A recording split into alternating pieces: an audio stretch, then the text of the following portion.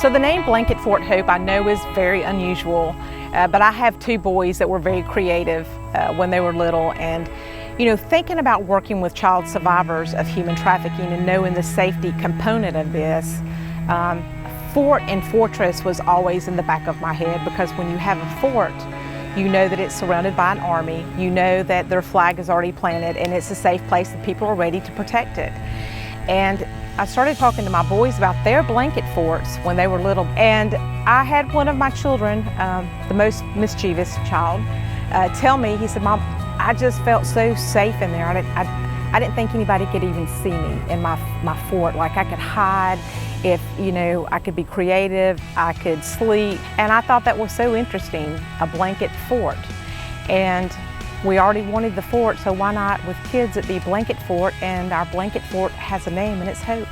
I was diagnosed with lupus in my 30s and was very, very sick. And I can remember at that point literally looking out my bedroom window and going, God, there's got to be more to life. I decided to go back to college at Highlands College and take a leadership class. From there I worked with the Dream Center in Birmingham, and I did a little bit of work with the Dream Center in LA. I could not believe the things that I saw. I did a lot of interviews with over 200 women, and recognizing that a lot of those women were trafficked when they were children. Had we had the place to stop that, then we may not be working with these adults who have gone through their whole life this way.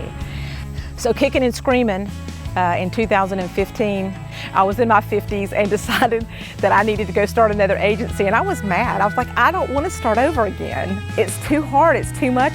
God said go.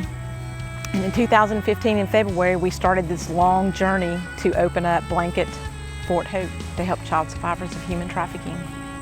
So our average age is 11 to 17. We have assisted children as young as 4 years old. We have a lot of familiar trafficking in our state that people don't recognize, is happening. We have a lot of kids that are running away on the street, and when you're on the street, how do you think you're going to take care of yourself? You've got to eat, you've got to have shelter, and these guys or women who are traffickers, they know this. So they're out looking for these kids, and within 24 to 48 hours, most of the time those children have already been picked up. We work with task force, we work with the Alabama Human Trafficking Task Force that I was able to help start back in 2013. So I have always loved Big Oak Ranch and what they did. When planting notes became real in our life at Blanket Fort Hope, it was just the right time. Like we needed to know those next steps of what the pieces to bring this together look like, because they have the most experience and they're successful at doing it. And I was just blown away that we were invited to be a part of that process.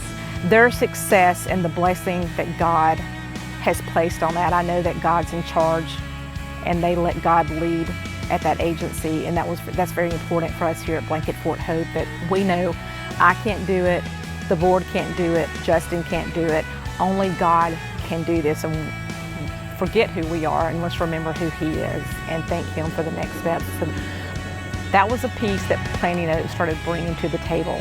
And actually 1 year ago today, we were invited to the second Planting Oaks, and we spent a couple of days up at Big Oak just learning about the processes that they go through and the importance of keeping God on the forefront of what they do every day. Learning about HR, learning about their marketing even, learning about how they hire house parents. And we know those pieces are so important to what we're doing.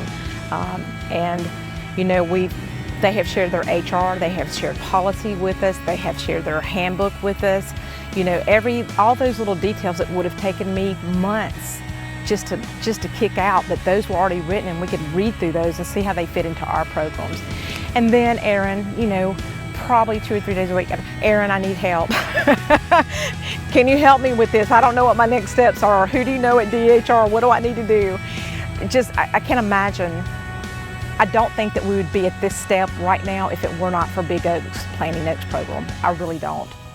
What do I value the most about Planting Oaks? The relationship.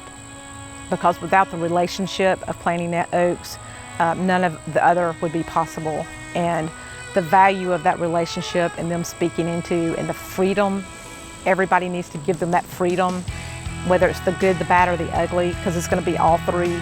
That you've got to be willing to learn, you've got to be willing to fall, and you've got to be willing to listen and take those steps. And when any of those things happen, you've got a team of people, a relationship that you've built with Planting Oaks. Some of this stuff, you could go dig, that would take years, but you don't have the value of the experience and of the community. Only Jesus can bring those things to fruition. He can make those things happen, but it's a faith walk. We have to believe and know that every day.